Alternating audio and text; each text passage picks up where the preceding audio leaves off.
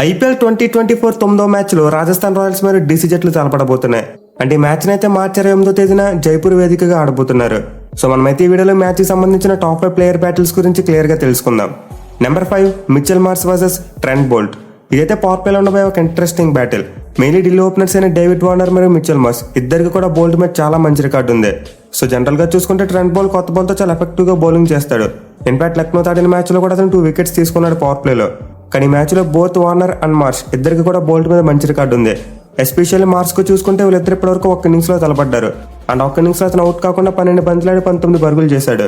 So ఈ match లో అయితే మనం డీసీ ఓపెనర్స్ మరియు పవర్ ప్లే స్పెషలిస్ట్ బౌలర్ మధ్య ఒక ఇంట్రెస్టింగ్ బ్యాటిల్ చూడొచ్చు. Number 4 Yashasvi Jaiswal versus Anrich నోకియా. ఇది కూడా పవర్ ప్లేలో ఉండబోయే మరి ఇంట్రెస్టింగ్ బ్యాటిల్. మెయిన్లీ జైస్వాల్ చూసుకుంటే ఫస్ట్ మ్యాచ్ లోనే ఉతికారేశాడు. అలాగే అతను ఫామ్ చూసుకున్న ప్రెసెంట్ టాప్ మ్యాచ్ లో ఉంది. ఇక అతను నోకియా చూసుకుంటే ఢిల్లీ ఆడిన ఫస్ట్ మ్యాచ్ లో ఆడలేదు. బట్ ఇప్పుడైతే అతను ఫుల్ గా మ్యాచ్ ఫిట్నెస్ సాధించి రెండో మ్యాచ్ కి అవైలబుల్ గా ఉన్నాడని చెప్పి రిపోర్ట్ వచ్చింది. సో నోకియా కనుక తిరిగి వస్తే మనం జైస్వాల్ మరి అతనికి మధ్య ఒక మంచి బ్యాటిల్ చూడొచ్చు. మెయిన్లీ ఇప్పటివరకు వీళ్ళిద్దరు 4 ఇన్నింగ్స్ లో తలపడితే 17 బాల్స్ ఆడిన జైస్వాల్ కేవలం 13 పరుగులు మాత్రమే చేశాడు. అండ్ ఆల్సో నోకియా బౌలింగ్ లో ఒకసారి అవుట్ కూడా అయ్యాడు. సో యావరేజ్ చూసుకున్నా స్ట్రైక్ రేట్ చూసుకున్నా జైస్వాల్ రేంజ్ లేదు. చూడాలి మరి ఈ మ్యాచ్ లో అతను నోకియాని ఎలా కౌంటర్ చేస్తాడనేది. Number 3 David Warner versus Ravichandran Ashwin. ఇదైతే ఒక లెజెండరీ బ్యాటిల్ అని చెప్పుకోవాలి. ఎందుకంటే లెఫ్ట్ హ్యాండ్ బ్యాట్స్మెన్ అయిన డేవిడ్ వార్నర్ మరియు రైట్ ఆర్మ్ ఆఫ్ స్పిన్నర్ అయిన అశ్విన్ మధ్య మనం చాలా కాలం నుంచి బ్యాటిల్ చూస్తూనే వస్తున్నాం. అండ్ ఈసారి కూడా ఈ మ్యాచ్ లో వీళ్ళిద్దరి మధ్య చాలా మంచి క్లోజ్ కాంటెస్ట్ ఉండబోతుంది. ఎనివే వీళ్ళిద్దరి మధ్య స్టాట్స్ చూసుకుంటే ఇప్పటివరకు 13 ఇన్నింగ్స్ లో 107 బాల్స్ ఆడిన వార్నర్ 119 పరుగులు చేశాడు. అండ్ ఆల్సో అశ్విన్ బౌలింగ్ లో 3 టైమ్స్ అవుట్ అయ్యాడు. సో యావరేజ్ బాగానే ఉన్నప్పటికీ స్ట్రైక్ రేట్ మాత్రం అంత ఎక్కువగా లేదు. వార్నర్ నార్మల్ గా చాలా అగ్రెసివ్ గా ఆడే బ్యాట్స్మెన్. బట్ అశ్విన్ మ్యాచ్ చూసుకుంటే అతనికి అంత మంచి స్ట్రైక్ రేట్ లేదు. ఈవెన్ లాస్ట్ ఇయర్ మన టీమిండియాతో జరిగిన ఒక వన్డే మ్యాచ్ లో అశ్విన్ కౌంటర్ చేసేందుకు వార్నర్ రైట్ హ్యాండ్ బ్యాట్స్మెన్ గా కూడా ఆడాడు.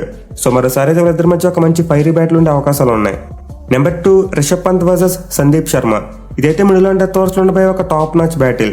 మెయిన్లీ రిషబ్ పంత్ చూసుకుంటే ఆర్ఆర్ స్పిన్నర్స్ మీద చాలా మంచి రికార్డు ఉంది. అశ్విన్ బౌలింగ్ లో ఒకసారి అవుట్ కాలేదు. అలాగే చాహల్ బౌలింగ్ లో ఒకసారి అవుట్ అయినా చాలా మంచి యావరేజ్ మరియు స్ట్రైక్ రేట్ ఉంది. సో ఆర్ఆర్ టీం అయితే స్పిన్నర్స్ తో పంత్ని కంట్రోల్ చేయడం చాలా కష్టం. వాళ్ళు డెఫినెట్లీ సందీప్ శర్మ లాంటి ఒక బౌలర్ ని యూజ్ చేయాలి. అండ్ సందీప్ శర్మకు చూసుకుంటే పంత్ మీద చాలా వరకు మంచి రికార్డ్ కనిపిస్తుంది. వీళ్ళిద్దరు ఇప్పటివరకు 7 ఇన్నింగ్స్ లో తలపడితే 24 బాల్స్ వేసిన అతను 23 పరుగులు మాత్రం ఇచ్చాడు. అండ్ ఆల్సో ఒకసారి అవుట్ కూడా చేశాడు. సో రిషబ్ పంత్ లాంటి ఒక పవర్ హిట్టర్ ను బిలో 100 స్ట్రైక్ రేట్ ఆడించడం అంటే అస్సలు మామూలు విషయం కాదు.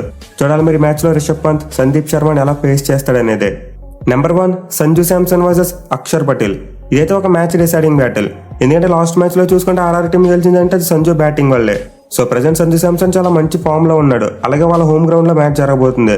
అయితే ఈ మ్యాచ్ లో చూసుకుంటే అతను అక్షర్ పటేల్ అంటే ఒక లెఫ్ట్ ఆర్మ్ స్పిన్నర్ ని ఎదుర్కోవాలి.